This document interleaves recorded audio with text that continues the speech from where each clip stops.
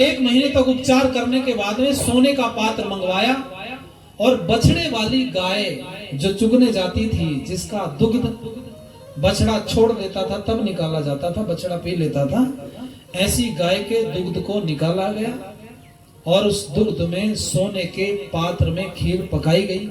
कहां पकाई? हवन कुंड के ऊपर।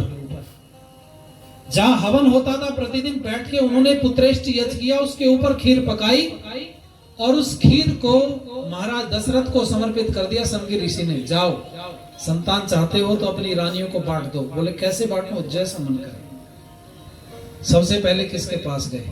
कौशल्या, क्योंकि विवाह भी पहले कौशल्या से हुआ था। और आपकी जानकारी के लिए बताऊं, संसार में 6 गुण वाली स्त्री होना असंभव है, असंभव। 6 गुण वाली। महाराज दशरथ ने वहां विलाप करते हुए कहा भी एक जगह पर कि कौशल्या 6 गुण वाली स्त्री है, कि कई तेरी वजह से उसको भी स्नेह ना कर पाया मैं। ये शब्द लिखे हैं वाल्मीकि रामायण। ऐसी गुणवान स्त्री से ही गुणवान संतान पैदा हो सकती है। संस्कारी थी, प्रतिदिन हवन करती थी, प्रतिदिन। जो लोग सोचते होंगे ना हवन करने का काम तो दूसरों को होता, नहीं भाई। इस देश में जहां पैदा हुए ना, चाणक्य को पढ़ो आप, उन्होंने एक श्लोक बोला है, स्वाहा सुधाकार विवर्जितानि शमशान तुल्यानि ग्रहाणि तानि। जिस घर से प्रतिदिन स्वाहा स्वाहा की आवाज ना आती हो, वो शमशान के समान है। बोले कौन सा शमशान है वो? तो उन्होंने कहा देखो, एक शमशान तो वो होता है जहां मरे हुए लोग जलते हैं, एक शमशान वो होता है जहां जीवित जलते हैं। घर में लड़ाई झगड़ा चल रहा है, राड है, बात बनती नहीं आपस में। प्रतिदिन हवन करती थी कौशल्या। तो पहले पात्र लेकर के कौशल्या के पास पहुंच गए और उसका जहां वो बर्तन रखे होते थे वहां वो उठा करके लाई। तो जो कटोरा था ना सोने का, उसमें से आधी खीर कौशल्या को दे दी, बिना सोचे समझे।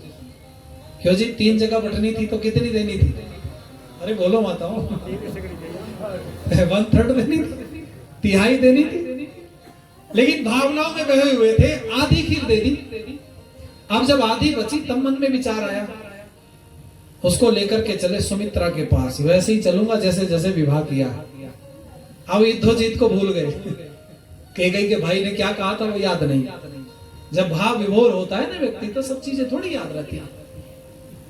पहुंचे सुमित्रा को, वो जो पात्र में खीर थी ना आधी, उस आधी की आधी खीर अर्थात 1/4, चौथाई खीर सुमित्रा को दे दी। अब चौथाई बची ना, उसको लेके जब कैकेयी के पास जा रहे थे तो मन में जाते जाते विचार बदल गया। सोचने लगे दूं कि नहीं दूं, नहीं दिया तो पहले ही झगड़ा हो जाएगा। फिर वो जो चौथाई खीर बची थी माताओं, उस खीर की भी आधी अर्थात कटोरे का 8वां हिस्सा कैकेयी को दिया और जो बचा हुआ था वो वापस आकर के सुमित्रा को पकड़ा दिया। इसलिए कि कौशल्या ने आधी खीर खाई, सुमित्रा ने 2 बार खाई और कैकेयी ने 1 बार खीर खाई, वो भी 8वां हिस्सा। ये व्यवस्था होने के बाद में भगवान की कृपा हुई और 3 रानियों ने 4 बच्चों को जन्म दिया। और वो चारों बच्चे, आप सबको शायद जानकारी है कि नहीं मुझे नहीं पता, उनमें दिन का अंतर नहीं था। ऐसे समझो जैसे जुड़वा बच्चे पैदा होते हैं, लेकिन हाँ नक्षत्र बदल गए थे चारों के। एक नक्षत्र के 4 चरण होते हैं तो सबके नक्षत्र बदले हैं। इसीलिए रामचंद्र जी नवमी में पैदा हुए। कब हुए बोलो जरा? और भगवान कृष्ण कब हुए? अरे बोलो जरा, देखो तारतम्य सुन लो। इस संस्कृति को बचाने वाले स्वामी दयानंद पैदा हुए। कब हुए? 7वीं में। कब हुए बोलो जरा? 7वीं में पैदा हुए स्वामी दयानंद।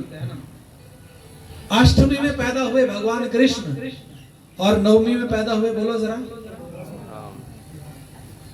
9वीं में पैदा हुए भगवान रामचंद्र जी। पुनर्वसु नक्षत्र था। कौन सा नक्षत्र था बोलो जरा? पुनर्वसु। आश्लेषा नक्षत्र में लक्ष्मण जी पैदा हुए थे और दूसरे भाई और 2 नक्षत्रों में पैदा हुए। ऐसे करके ये चारों ने अलग अलग नक्षत्रों में जन्म लिया जब हम भी कई बार संस्कार कराने जाते हैं बच्चों का, गर्भवती स्त्रियों का, गर्भस्थ शिशुओं का, तो हम पुनर्वसु नक्षत्र का चयन करते हैं, क्योंकि वो पुरलिंग वालों में पहला नक्षत्र है।